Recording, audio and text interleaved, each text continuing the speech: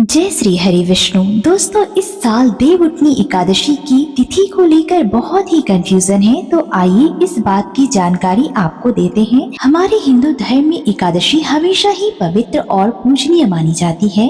वैदिक पंचांग के अनुसार साल 2025 में कार्तिक शुक्ल पक्ष की एकादशी 2 दिन तक मनाई जाएगी। एक संवत में 24 एकादशियां होती है, जिनका अपना अलग अलग महत्व होता है। इन सभी 24 एकादशी में श्री प्रबोधिनी यानी कि देवोत्थान एकादशी का सबसे अधिक महत्व होता है।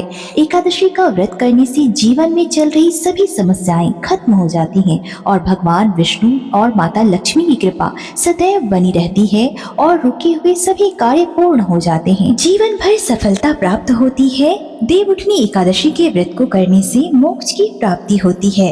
दोस्तों, साल 2025 में हरि प्रबोधिनी एकादशी 2 दिनों तक मनाई जाएगी। गृहस्थ जीवन यापन करने वाले और वैष्णव यानी कि साधु संत को इस एकादशी का संपूर्ण फल प्राप्त होगा।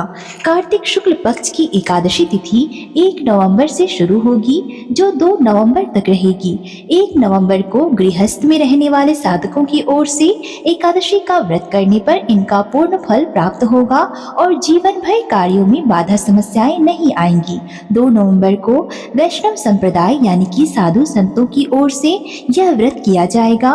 सभी 24 एकादशियों में हरि प्रबोधिनी एकादशी का सबसे अधिक महत्व इसलिए होता है क्योंकि भगवान आषाढ़ माह के शुक्ल पक्ष में होने वाली देवशयनी एकादशी से अगले 4 महीने तक क्षीर सागर में आराम करते हैं और कार्तिक शुक्ल पक्ष की हरि प्रबोधिनी यानी कि देवउठनी एकादशी को सृष्टि के संचालन की सत्ता संभाल लेते हैं। इस दिन कोई भी कार्य बिना किसी मुहूर्त के कर सकते हैं।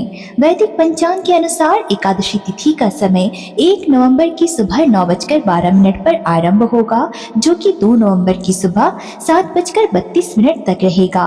वैदिक पंचांग के अनुसार उदया तिथि 2 नवंबर को होगी, इसलिए 2 नवंबर को इसका व्रत वैष्णव संप्रदाय के साधु संतों की ओर से करने पर इसका पूर्ण फल उन्हें प्राप्त होगा।